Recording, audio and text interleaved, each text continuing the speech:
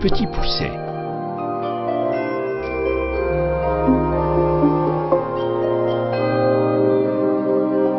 Une histoire des éditions Nathan, d'après le conte de Pérou et illustré par Charlotte Roderer.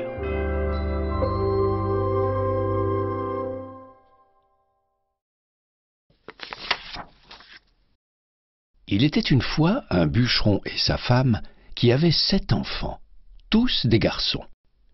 Ils étaient si pauvres qu'ils avaient du mal à les nourrir. Le dernier des fils était tout petit. Il n'était pas plus gros qu'un pouce, et c'est pour cela qu'on l'avait appelé le petit Pousset.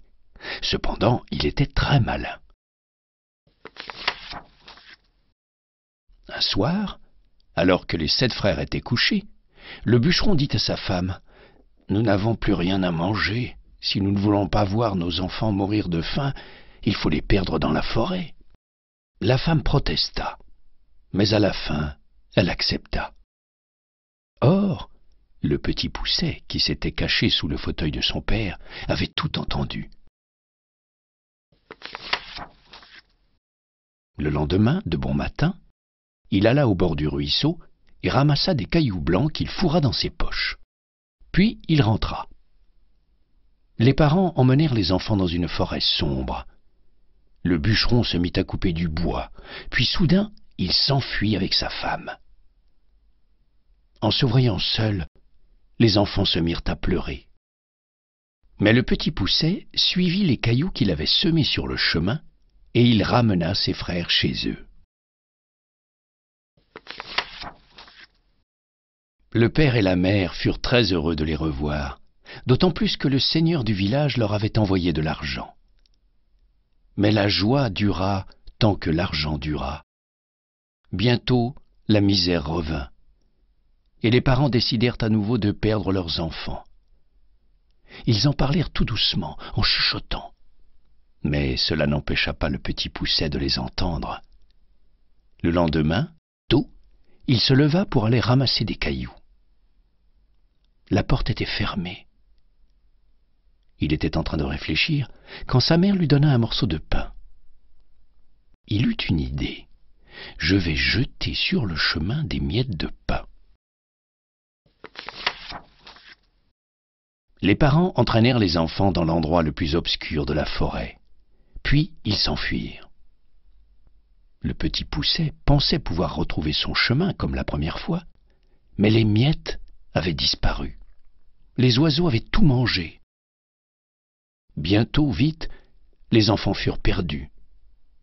La nuit vint. Alors le petit Pousset grimpa en haut d'un arbre, et il vit une petite lueur. En suivant cette lumière, les enfants arrivèrent devant une maison.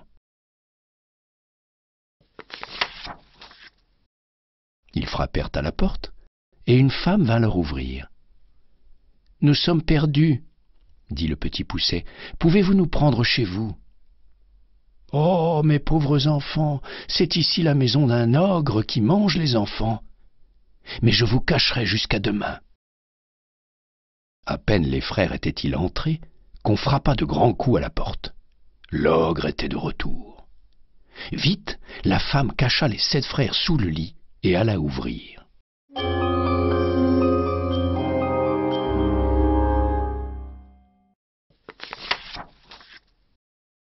« Ça sent la chair fraîche, » dit l'ogre en flairant partout. Il alla droit vers le lit d'où il tira les 7 frères. Il sortait déjà son couteau quand sa femme dit : « Que veux-tu faire à l'heure qu'il est ? N'auras-tu pas assez de temps demain ?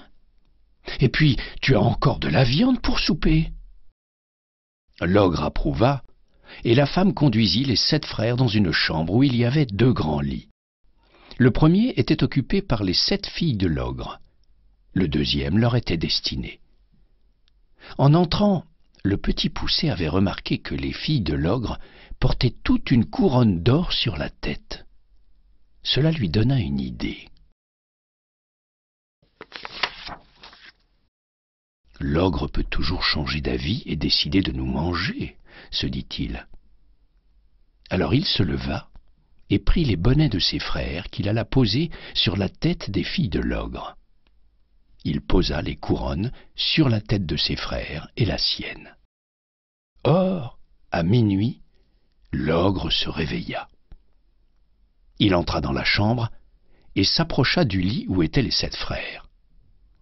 Ils dormaient tous, sauf le petit Poucet, qui eut peur quand l'ogre lui tâta la tête comme il l'avait fait à ses autres frères. « Vraiment, se dit l'ogre en ayant senti les couronnes, j'allais me tromper. » Il alla alors au lit de ses filles et sentit les bonnets. « Ah, les voilà !» se dit-il, et d'un coup d'un seul, il coupa la gorge de ses filles, puis il retourna se coucher.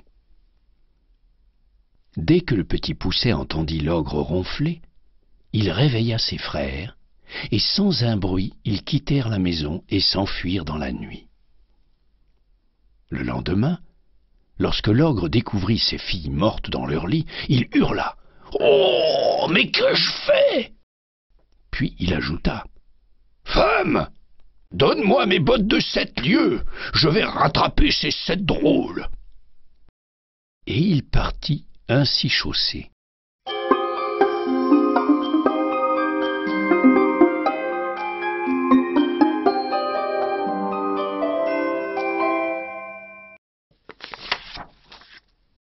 Les 7 frères étaient près de chez leur père quand ils aperçurent l'ogre qui sautait de montagne en montagne.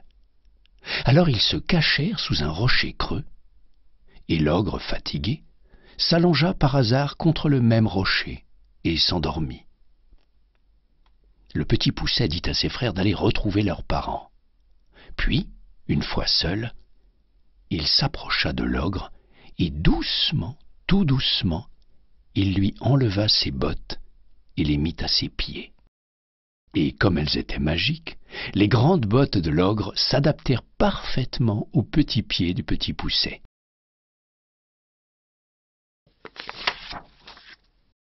Ainsi chaussé des bottes de 7 lieues, il se présenta devant le roi, qui l'engagea comme messager. Le petit Poucet gagna ainsi beaucoup d'argent. Grâce à lui, son père, sa mère et ses 6 frères purent vivre sans souci tout le reste de leur vie.